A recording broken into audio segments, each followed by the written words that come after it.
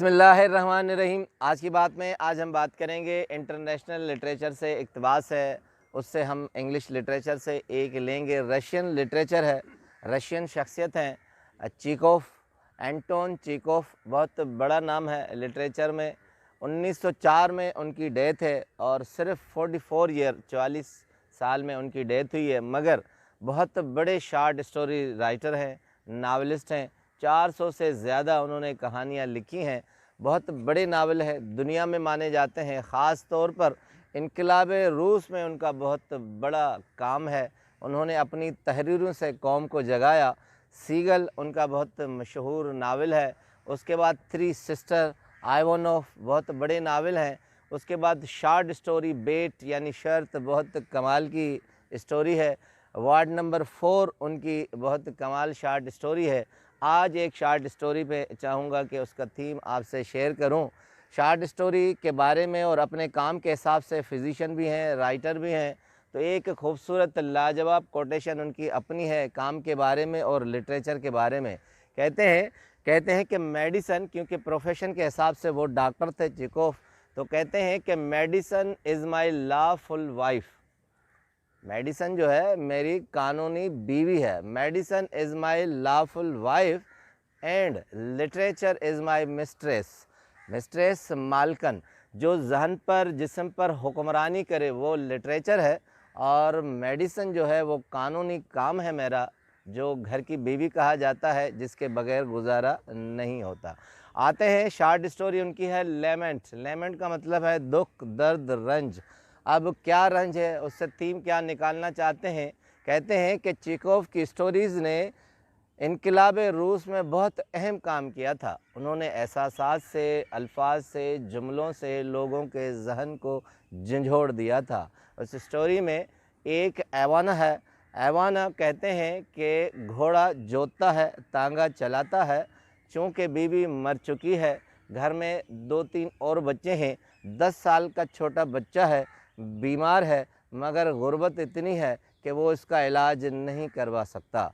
वो घर पे ही उसकी ट्रीटमेंट करता है, ख़याल रखता है, परवरिश करता है, मगर मजबूरी, पेट के हालात ऐसे हैं कि उसे मजबूरन तांगा जोतना पड़ता है। दिन को चला जाता है, शाम को आता है। बर्फ़ानी रात थी, मॉस्को का शहर और अंदर एक छोटा सा कस्बा है। ऐवानोव आता है, बच्चे को देखता है, मगर सर्दी इतनी है और तकलीफ़ इतनी है, बीमारी का आलम इतना है कि उसका बच्चा 10 साल का मर जाता है। सारी रात रोता है, सोता नहीं है। सुबह जैसा ही होती है, सूरज की किरणें हल्की हल्की और बर्फ़बारी, मगर उसके बाद पूरा आसमान ढक जाता है, बारिश होती है। ऐवानोव सोचता है कि अगर मैं घर से नहीं निकलूँगा तो बाकी जो बच्चे हैं वो भूख से मरेंगे, तो वो घर से तांगा लेकर निकल जाता है। जैसे ही पहली सवारी बैठती है और आंसू इसके जारी होते हैं, सामने घोड़े की तरफ इसका मुंह होता है, पीछे सवारियां बैठी हैं, तो वो उनसे कहता है कि साहब, रात मेरा बच्चा 10 साल का दुनिया से गुज़र गया है। तो सवारी सुनती नहीं है, खामोश हो जाती है। उसके बाद ऐवानोव दूसरा जुमला कहता है, क्योंकि मैं उसके लिए दवाई नहीं कर सका था। मगर उसके बाद भी सवारी कोई भी नोटिस नहीं लेती। वो अपने मकाम पर 10 मिनट के बाद उसे पहुंचा देता है। उसके बाद आधे घंटे बाद एक औरतों की सवारी बैठती है।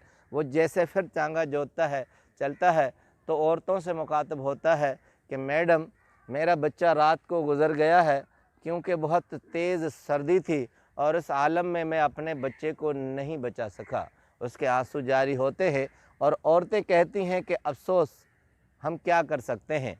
उसके बाद ये जुमला सुनता है और ख़ामोश हो जाता है। इसके बाद शाम तक 6 से 7 सवारियां उठाता है, सबको यही जुमले कहता है, मुख्तलिफ इजहार करता है, मगर कोई भी एक सवारी ऐसी नहीं होती है जो उससे अफसोस का इजहार करे और उसके दुख में शरीक हो।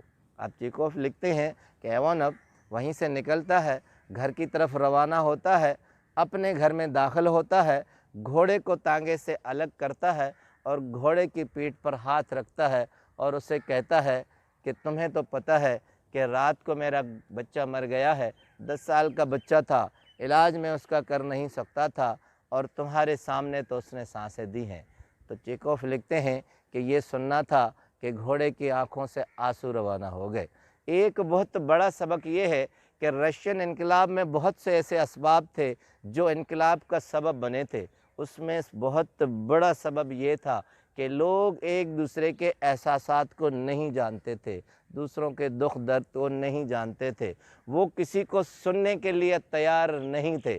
جب معاشرہ اس نہج پر پہنچ جائے کہ ہم ایک دوسرے کے احساسات سے عاری ہو جائیں، ایک دوسرے کو سننے کے لیے تیار نہ ہوں، جب ہمارے پاس لسننگ پاور ختم ہو جائے، صرف ہم یہ کہیں کہ صرف ہمیں ہی سنا جائے اور ہم ہی کہیں، تب معاشرے میں انقلاب روس جیسے انقلاب آتے ہیں، معاشرہ بحث ہو جاتا ہے اور پھر معاشرہ نہیں بنتا۔ ہنری فورڈ کہتے ہیں کہ جب آپ اپنے خود کو کسی دوسرے کی جگہ پر محسوس کریں گے تو تب آپ کو یہ محسوس ہوگا کہ معاشرہ اور انسان کیا ہے، کسی کے احساسات کیا ہے۔ ینگ چائنیز رائٹر ہے، وہ کہتے ہیں کہ جب ہم ایک دوسرے کو سننا بند کر دیتے ہیں تو پھر قدرت کی طرف سے وہ آوازیں آتی ہیں جو صرف ہمیں کانوں میں سنائی دیتی ہیں، جسے آفات کہا جاتا ہے۔